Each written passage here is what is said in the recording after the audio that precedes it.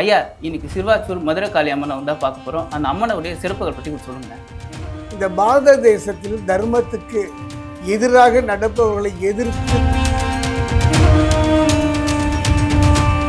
ஐயா, கண்ணகி அவங்க பற்றி சொன்னீங்க.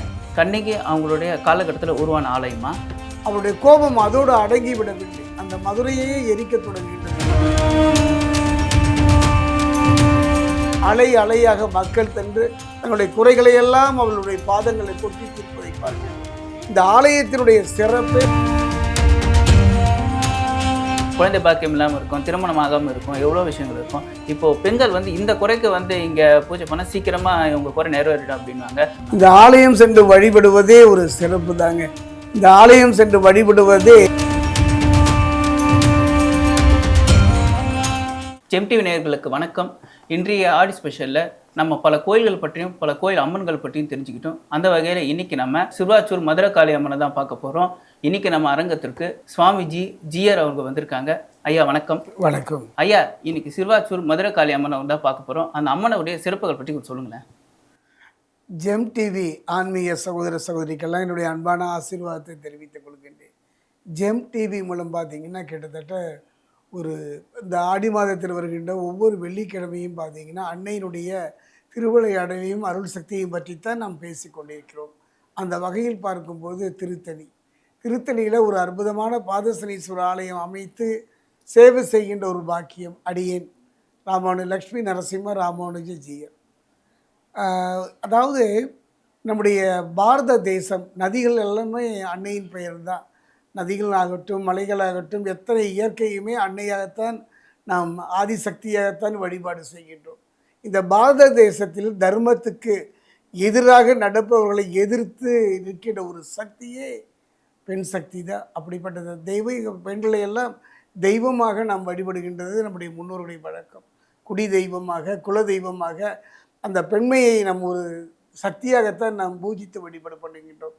அந்த வகையில் பார்த்தீங்கன்னா ஒரு அருமையான சக்திங்க. தர்மத்திற்காக போராடி ஒரு நகரையே எரித்த ஒரு மகா சக்தி மதுரையிலிருந்து புறப்படுகின்றது. அது புறப்பட்டு வந்து நின்ற இடம் பார்த்தீங்கன்னா திருச்சிக்கும் பெரம்பலூருக்கும் இடையில் பார்த்தீங்கன்னா ஒரு அருமையான இடம் சிறுவாச்சூர். அந்த ஆலயம் வந்து நிற்கின்றது. நல்ல மழை, சோன்னு மழை பெய்யுதுங்க. அந்த மழை பெய்கின்ற நேரத்தில் பக்கத்தில் பார்த்தாலும் ஒரு சின்னதாக ஒரு ஆலயம் போன்ற ஒரு இடம். அந்த ஆலயத்தை போய் அந்த அம்மன் அந்த கண்ணகி நிற்கின்றார். உடனே அந்த ஆலயத்தினுடைய தேவதை அங்கிருந்து வெளியில் வராங்க. வெளியில் வந்து, அம்மா இங்கே நீ நிற்க வேண்டாம், இங்கே ஒரு அதிபயங்கரமான ஒரு மாந்திரிகன் வாழ்கின்றான் அம்மா. அவனுக்கே நான் அடிமையாகத்தான் இருக்கின்றேன். என்ன கொடுமை தாயே, அவன் இட்ட வேலையை செய்து வாழ்கின்ற ஒரு நிலையில் இருக்கின்றேன். தயவு செய்து இங்கே நிற்காத, இந்த இடத்தை விட்டு நீ நகர்ந்து விடு என்று கூறிய பொழுது, நீ உன் வரலாறை சொல்லமா என் அந்த பெண் தன்னுடைய வேதனையும் சோதனையும் கண்ணீரையும் மறைத்து விட்டு கேட்கும் பொழுது, இங்கு நான் இந்த ஊர் மக்களினுடைய குல தேவதையாக நான் வணங்கப்பட்டு வந்து கொண்டிருக்கின்றேன். இங்கு இருக்கின்ற ஒரு மந்திரவாதி என்னை தன்னுடைய மாந்திரிகத்திற்காக அன்பு மொழி பேசி என்னை அவன் வசப்படுத்தி விட்டான். அவன் இட்ட வேலையை செய்கின்ற ஒரு நிலையில் இருக்கின்றேன் தாயே. அவன் உன்னையே அடைவதற்கோ இல்லை உனக்கு தீங்கிழைப்பதற்கோ ஏதாவது சொன்னாலும் என்னால் தட்ட முடியாதம்மா, நகர்ந்து விடு என்று கூறுகிறார். கவலைப்படாதே என்று சொல்லி அந்த அம்மனை நகர்த்தி விட்டு அந்த இடத்துல இந்த சக்தியின் வடிவமாகி அந்த கண்ணகி அங்கு இருக்கின்றார். அப்பொழுது மந்திரவாதி வருகின்றான், இவனை பார்க்கின்றான். பார்த்த உடனே தன்னுடைய மாந்திரிகத்தினால வசப்படுத்த முயற்சியும் பொழுது ஏற்கனவே ஒரு நெருப்பு மலை அக்னி பிழம்பான அந்த தேவே அந்த மந்திரவாதியை அழித்து ஒழித்து விடுகின்றார். அதன் காரணமாக அங்கு அந்த அம்மன் குடியிருக்கின்றால் பகவதியாக. சிறுவாச்சூர் மதுரையிலிருந்து வந்த காளி மதுரகாளியாக இருக்கின்றார். அப்படிப்பட்ட ஒரு அற்புதமான தேவி குடிகொண்ட ஒரு ஆலயம்தான் சிறுவாச்சூர் மதுரகாளி. இந்த ஆலயம் பார்த்தீங்கன்னா வாரத்தில் 2 நாள் தான் திறந்திருக்கும். மனித வாழ்க்கையில் பயங்கரின்னு சொல்லுவாங்க. பயமே இல்லாமல் செய்யக்கூடிய ஒரு பத்ரகாளியினுடைய வடிவம் தான் இந்த அன்னை. அந்த அன்னையினுடைய வழிபாடெல்லாம் ஒரு அற்புதம். அதுன்னு சொல்லப்போனால் இந்த வாழ்க்கையில் எத்தனையோ சோதனைகளும் துன்பங்களும் வாழ்க்கையில் தொழிலில் நாம் சந்திக்கின்றோம். அந்த பிரச்சனைக்கு ஒரு தீர்வு கிடைக்கின்ற ஒரு இடம்தான், களம்தான், பீடம்தான் இந்த சிறுவாச்சூர் மதுரகாளியம்மன் ஆலயம். இந்த அம்மனுக்கான சிறப்புகள்னு எவ்வளோ இருக்கும் இல்லைங்களா, அதை பற்றி கொஞ்சம் சொல்லுங்கள். அதைத்தான் சொல்கின்றேன். எத்தனையோ எதிரிகள், அதாவது எப்பவுமே பலம் பலகீனத்தை ஆட்கொண்டு விடும். அந்த வகையில் பார்க்கும் பொழுது நாம் மிரட்டப்படும் பொழுது, உருட்டப்படும் பொழுது, அச்சுறுத்தப்படும் பொழுது அந்த தேவதையினுடைய ஆலயம் வந்து வழிபாடு செய்தது அற்புதமான யோக பலனை தரும். அதாவது இன்னும் சொல்லப்போனால் இந்த அன்னையினுடைய சிறப்பே ஒன்று என்னன்னா, ஜாதி மதங்களை கடந்த ஒரு மகா சக்தி இந்த தேவதை, இந்த பராசக்தி பத்ரகாளுடைய அம்சம், கண்ணகியினுடைய அம்சம் என்று தான் இவரை கூறுவார்கள்.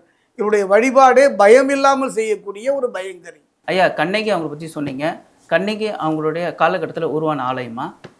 அதனால தான், அதாவது மதுரை நமக்கெல்லாம் தெரியும், காவிரி பூப்பட்டினத்தில் வாழ்ந்தவள் தானே கண்ணகி. கோவலனும் கண்ணகியும் வாழ்ந்த வாழ்வே ஒரு அற்புதம். அப்படிப்பட்ட ஒரு சூழ்நிலை விதியின் காரணமாக கோவலன் கொல்லப்படுகின்றான், கண்ணகியின் கணவன். அதன் காரணமாக நீதி கேட்டு அந்த அரண்மனையில் மன்னனை எதிர்த்து தன்னுடைய அவலக்குரலை எழுப்புகின்றார். சிம்மம் போல் கர்ச்சிக்கின்ற ஒரு பெண் சிம்மம் கர்ச்சிப்பது போல் கர்ச்சிக்கின்றார். மன்னன் நிலையை உணர்ந்து கீழ் விழுந்து இறந்து போகின்றான். அவருடைய கோபம் அதோடு அடங்கிவிடவில்லை, அந்த மதுரையே எரிக்க தொடங்குகின்றது. அங்கிருந்து அவள் நகர்ந்து வந்து நின்ற இடம்தான் இந்த இடம். இந்த இடத்துல தான் அந்த தேவி வந்து அந்த உக்ர ரூபிணியாக வந்து சிறுவாச்சூரில் அவள் நிற்கிறார். அதுக்கப்புறம் தான் அந்த நிகழ்வே நடைபெறுகின்றது. என்னுடைய அனுபவத்தில் சிறுவாச்சூர் மதுரகாளியை வந்து ஆதிசங்கர பகவத் பாதார் அஷ்டகம் பாடியிருக்கார். அது மட்டும் கிடையாதுங்க, பிரச்சனைகளுக்கு மட்டுமல்ல, 1000 பிரச்சனைகளுக்கு தீர்வு தரக்கூடிய ஒரு நீதி தேவதை தான் சிறுவாச்சூர் மதுரகாளி. இன்றைக்கும் பார்த்தீங்கன்னா அலை அலையாக மக்கள் தன்று தங்களுடைய குறைகளை எல்லாம் அவளுடைய பாதங்களை கொட்டி தீர்ப்பதை பார்க்கின்றோம்.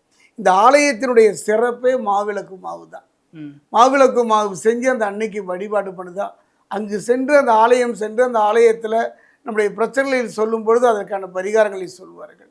2 நாட்கள் மட்டுமே திறந்திருக்கக்கூடிய ஒரு அற்புதமான ஒரு ஆலயம் இந்த ஆலயம். இப்போ மாவிளக்கை பற்றி சொன்னீங்க. இப்போ தோஷம் நீங்கள், அப்புறம் நம்ம கடன் பிரச்சனை தீர, இந்த மாதிரி விஷயங்களுக்கு மக்கள் எந்த மாதிரி?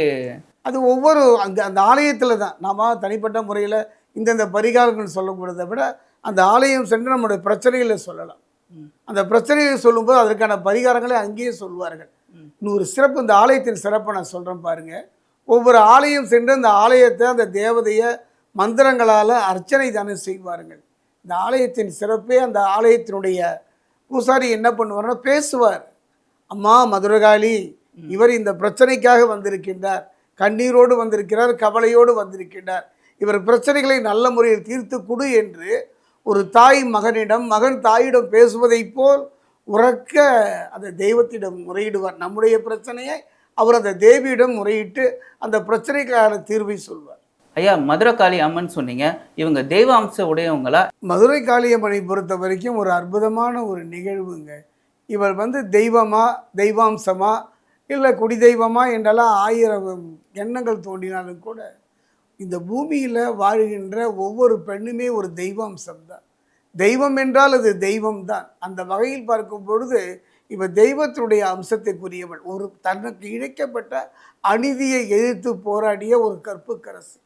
அப்பேற்பட்ட ஒரு தெய்வம், இவர் தெய்வாம்சம் பொருந்திய கண்ணகி தான் இந்த சிறுவாச்சூர் மதுரகாளி. அதனால் இவளை வழிபடுவது இறைவனை வழிபடுவது போல தான். இப்போ உதாரணமாக தென்புலத்தில் பார்த்தீங்கன்னா பேச்சியம்மன் வழிபாடு உண்டு, பெருமாச்சியம்மனுடைய வழிபாடு உண்டு. எத்தனையோ தேவதைகளுடைய வழிபாடெல்லாம் பெண்களை எல்லாம் அவர்கள் வாழ்கின்ற காலத்தில் அதீத சக்தியோடு வெளிப்படுத்தினார்கள். அதை தெய்வமாக நாம் வழிபட்டார்கள். மதுரை வீரனாகட்டும், காத்தவரானாகட்டும், சுடலை மாடனாகட்டும், இப்படியெல்லாம் தெய்வாம்சம் பொருந்தியவர்களை உடைய தெய்வம் அல்ல. ஆனாலும் ஒரு தெய்வம் எப்படி கருணைக்காக, தெய்வம் நேரில் வருவதில்லை, தெய்வம் இந்த மாதிரி தெய்வ அம்சம் பொருந்தியவர்கள் மூலத்தான் வெளிப்படும். அதனால தான் சொன்னாங்க தெய்வம் மானச ரூபம். பெண்கள் நிறைய பேர் வந்து வழிபடுறாங்க அப்படின்னு சொன்னீங்க. இப்போ பெண்களுக்கு சில குறைகள் இருக்கும், குழந்தை பாக்கியம் இல்லாமல் இருக்கும், திருமணம் ஆகாமல் இருக்கும், எவ்வளோ விஷயங்கள் இருக்கும். இப்போது பெண்கள் வந்து இந்த குறைக்கு வந்து இங்கே பூஜை பண்ணால் சீக்கிரமாக இவங்க குறை நிறைவேறிடும் அப்படின்வாங்க. அதுக்கு எந்த வழிபாடு வந்து இது பண்ணலாம்? இந்த ஆலயம் சென்று வழிபடுவதே ஒரு சிறப்பு தாங்க. இந்த ஆலயம் சென்று வழிபடுவதே நமக்கு தான் 1000 பிரச்சனைகள் இருக்குது. ஒரு பிரச்சனை எப்படி வருது, யாரால் வருது, எப்போ வருதுன்னெலாம் நம்மால் விளக்கவே முடியாது. அதெல்லாம் அவருடைய தனிப்பட்ட பிரச்சனைகள். அந்த வகையில் பார்க்கும்பொழுது, அதாவது பார்த்தீங்கன்னா 1000 பிரச்சனைகளையும் ஒரு கொடைகோள் இருந்து ஆட்சி செய்கின்ற ஒரு அற்புத சக்தி. நமக்கு என்னங்க பிரச்சனை? தொழில் பிரச்சனை, வாழ்வியல் பிரச்சனை, கணவன் மனைவிக்குள்ள ஒரு அந்யோன்யம் ஏற்படலாம் அந்த பிரச்சனை, பிள்ளைகளுக்கான பிரச்சனை நோய் சார்ந்த பிரச்சனைகள் தானே. அத்தனை பிரச்சனையும் அழகாக நகர்த்தக்கூடிய மகா சக்தி தான் இந்த மதுரகாளி அம்மன். ஆம். இப்போ இந்த மதுரகாளி அம்மன் கோயிலுக்கு இந்த நாள் போனால் இந்த ஸ்பெஷல் உண்டு அப்படின்னு ஒரு நாள் இருக்கும் இல்லைங்களா? அது எந்த நாள்? அதெல்லாம் கிடையாது. மதுரைகாளி அம்மனை பொறுத்த வரைக்கும் ஞாயிறு செவ்வாய் 2 நாட்கள் மட்டும்தான் திறந்திருக்கும். மற்ற நாளில் அந்த ஆலயம் மூடிதான் இருக்கும். ஐயா, இந்த கோவிலில் மதுரகாளி அம்மன் தான் மூலவரா இல்லை மற்ற அம்மன்களோட சிறப்பு? இந்த ஆலயத்தில் பார்த்தீங்கன்னா ஒரே தேவதை ஒரே தெய்வம் சிறுவாச்சூர் மதுரகாளி. அதே நேரத்தில் பக்கத்தில் பார்த்தீங்கன்னா ஒரு சின்ன மலை மாதிரி இருக்கும். அதில் பெரியண்ணன் போன்ற தேவதைகளும் இருப்பார்கள். அந்த பூசாரி என்ன பண்ணுவார்னா அந்த தீபத்தட்டை வந்து அந்த மலையை நோக்கி காட்டுவார். அங்கு வாடுகின்ற தெய்வத்திற்கும் இங்கு இருக்கின்ற சிறுவாச்சூர் மதுரகாளிக்கும் அவர் தீபத்தை காட்டிவிட்டு தான் நம்முடைய பிரச்சனைகளை எல்லாம் இந்த தாயிடம் சொல்வார். ஒரு அற்புதமான கோவிலுங்க. எந்த ஆலயத்திலையும் பார்த்தீங்கன்னா ஏதோ மந்திரம் சொல்வார்கள், நம்ம நகர்ந்து விடுவோம், இல்லை தீபத்தட்டை காட்டுவார்கள், நாம் நகர்ந்து விடுவோம். இந்த ஆலயத்தின் சிறப்பே நம்முடைய பிரச்சனைகளை எல்லாம் அந்த கோவிலுடையவர் அர்ச்சகர் பூசாரி அந்த அன்னையை நோக்கி தீபத்தை காமித்து இவருடைய பிரச்சனை இதுக்கு இருக்குது, இவருக்கு வம்பு வழக்கு இருக்குது, இவருக்கு கணவன் மனைவி பிரச்சனை இருக்குது, இவருக்கு குழந்தை பேர் இல்லாமல் இருக்குது, இத்தனை பிரச்சனை இருக்குது என்று நமக்காக அந்த தேவியிடம் அவர் முறையிடுவார். அதுதான் இந்த ஆலயத்தின் அற்புத சிறப்பு. ஐயா, சிறுவாச்சூர் மதுரகாளி அம்மனை பற்றி அந்த கோயிலை பற்றியும் பல விஷயங்கள் சொன்னீங்க. யாருக்கும் தெரியாத எவ்வளோ விஷயங்கள் தெரிஞ்சுக்கிட்டோம். நேயர்களும் இந்த விஷயங்களை நிறைய தெரிஞ்சுக்கிட்டாங்க. ரொம்ப நன்றி. அருமையான ஒரு நிகழ்வு ஜெம் டிவியில் உங்களோட கலந்துரையாடினேன். இது வந்து பார்க்குற கேட்குறவங்களுக்கெல்லாம் ஒரு வாழ்க்கையில் ஒரு நிம்மதியை சந்தோஷத்தை நம்பிக்கையை தரணும். ஒரு முக்கியமான ஒரு நிகழ்வு என்னென்னா காஞ்சி மகான் காஞ்சி சந்திரசேகர சுவாமிகள் வந்து இந்த ஆலய அம்மனை பற்றியே ஆதிசங்கரர் பாடிய அந்த அஷ்டகத்தை இவர் மூலமாக நமக்கு தெரியப்படுத்தினார். சங்கரர் வந்து நின்று வழிபட்ட ஆலயம் எத்தனையோ ஆலயங்கள், அதில் சிறுவாச்சூர் மதுரகாளி. இந்த காளி என்று சொல்வதை விட கருணை. ஒரு மனிதனுக்கு தாம் பட்ட துன்பம், எவன் காயப்பட்டானோ, எவன் துன்பப்பட்டானோ, எவன் அவமானப்பட்டானோ அவனுக்கு தாங்க அடுத்தவனுடைய துன்பமும் துயரமும் தெரியும். அந்த வகையில் கண்ணகி தனக்கு எவ்வளோ பெரிய ஒரு இழப்பை சந்தித்து ஒரு உக்ர மூர்த்தியாக அங்கு வந்து நின்று தான் நின்றதோடு அங்கு இருந்த தேவதைக்கு பதிலாக இவள் அந்த இடத்துல அமர்ந்து நமக்கு அந்த அசுரனை மாந்திரிகனை அடித்து நமக்கெல்லாம் இன்றைக்கி ஒரு காவல் தேவதையாக இருக்கா. கண்டிப்பாங்க, நம்பிக்கை தாங்க வாழ்க்கை. நமக்கு இன்னொன்று நம்பிக்கை வேணுங்க. நம்ம யாரையோ நம்புகிறோங்க, எல்லாம் ஏமாற்றமாக போய்விடுகின்ற ஒரு காலகட்ட கணவன் மனைவி, மனைவி கணவன், அப்பா பிள்ளைகள், முதலாளி தொழிலாளி என்றெல்லாம் நம்பிக்கை இழந்து தவிக்கின்ற ஒரு காலம். இந்த சிறுவாச்சூர் மதுரகாளியை ஒரு முறை சென்று நின்று வழிபட்டுத்தான் பாருங்கள். ரொம்ப நன்றிங்க ஐயா. நேயர்களே, சிறுவாச்சூர் மதுரகாளி அம்மனை பற்றி ஐயா நிறைய விஷயங்கள் சொன்னாங்க. நீங்களும் இந்த திருச்சிக்கும் பெரம்பலூருக்கும் நடுவில் இருக்கிற இந்த சிறுவாச்சூர் அம்மன் கோயிலுக்கு போயிட்டு வழிபட்டு அம்மனின் அருளை பெறணும்னு கேட்டுக்கிறேன். மீண்டும் ஒரு ஆடி ஸ்பெஷல் நிகழ்ச்சியில் சந்திக்கிறேன். நன்றி, வணக்கம். நான் சங்கர்.